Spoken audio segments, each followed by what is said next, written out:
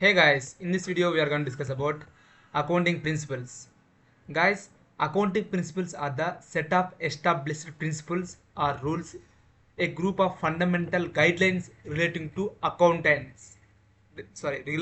accounts are the foundation for understanding the practice of accounting in real time.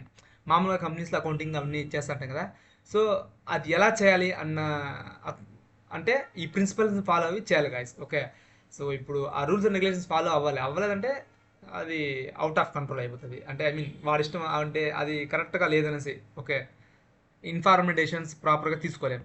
So accounting principles are design to ensure that financial statements are reliable, understandable and comparable across the different entities, I mean different businesses. అంటే ఒక company ఎలా ఉంది, ఇంకొక company ఎలా ఉంది, ఎలా grow అవుతుంది, ఏది ఫాస్ట్ గ్రో అవుతుంది అని తెలుసుకోవచ్చు అనమాట. ఓకే, ఈ అకౌంటింగ్ చేస్తే ఈ ప్రిన్సిపల్స్ని వాడుకొని. Okay, so accounting principles must satisfy following conditions. Okay, what are all those conditions? First condition, they should be based on real assumptions. Guys, అంటే రియల్ అజంప్షన్ అంటే ఒక ఎగ్జాంపుల్ చెప్తాను. సపోజ్ ఒక కంపెనీ ఉంది, ఆ కంపెనీ ఒక కార్ కొనింది అంటే business purpose కోసం, లేకుంటే ఆ కంపెనీ ల్యాప్టాప్స్ కొనింది. ఓకే, ఫర్ ఎంప్లాయీస్ కోసం.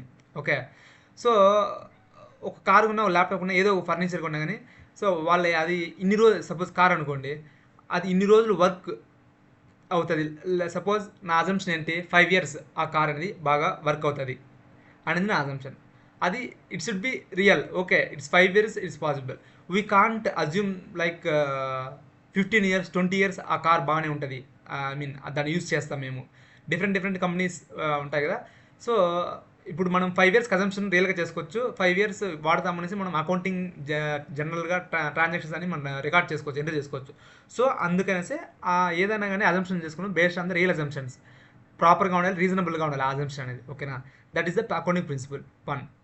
Second one, they must be simple, understandable and explanatory. అంటే అది అకౌంటింగ్ అనేది ఒక రాకెట్ సైన్స్ లాగా ఉండకూడదు. ఓకే, లైక్ ఎవ్రీ వన్ అండర్స్టాండబుల్గా ఉన్నది, టూ కాంప్లికేటెడ్గా కూడా ఉండకూడదు. అంటే సపోజ్ అంటే కొంతమంది అంటారు కదా, నాకు చెప్పేది వచ్చు, నాకు ఎలా రాసేది అకౌంటింగ్ రాసేది వచ్చు కానీ చెప్పేది రాదు అంటే అక్కడ డిఫరెంట్ కదా. సో అండర్స్టాండబుల్గా ఉండి ఎక్స్ప్లెనరీ కూడా ఉండాలి. ఓకే, అండ్ కాంప్లికేటెడ్ కూడా ఉండకూడదు. And they must followed consistently. అంటే అకౌంటింగ్ ప్రిన్సిపల్స్ అనేటివి మనం ఖచ్చితంగా ఎవ్రీ ఇయర్ కంటిన్యూస్గా ఫాలో అవ్వాలి. అంటే ఫస్ట్ 2 years ఫాలో అయ్యేది, 3rd year అవ్వకుండా ఉండేది, మళ్ళీ 4th year ఫాలో అవ్వేది, అలా ఇన్కన్సిస్టెంట్ చేయకూడదు. Okay, next 4th one, they should be able to reflect future predictions. అంటే ఇప్పుడు మనం అకౌంటింగ్ చేస్తే ఆ అకౌంటింగ్ ఇన్ఫర్మేషన్ బేస్ చేసుకొని మన ఫ్యూచర్లో ప్రిడిక్షన్ చేయగలగాలి. ఓకే, చేయొచ్చు కూడా, ఆ విధంగా మనం డెసిషన్స్ అనేది తీసుకోవచ్చు. ఓకే, అండ్ 5th పాయింట్ అంటే they should B informal for the users.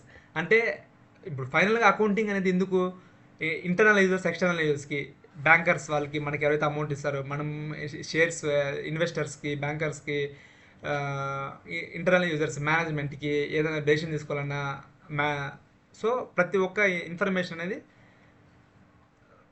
వాళ్ళకి ఇన్ఫర్మేషన్ తీసుకునే విధంగా ఉండాలి guys. Okay, they should B informational for the users. Accounting అనేది ఇన్ఫర్మేషన్ అనేది అకౌంటెంట్స్కి ఉండాలి. ఓకే, నెక్స్ట్ వీడియోలో we will discuss later. Thanks for watching.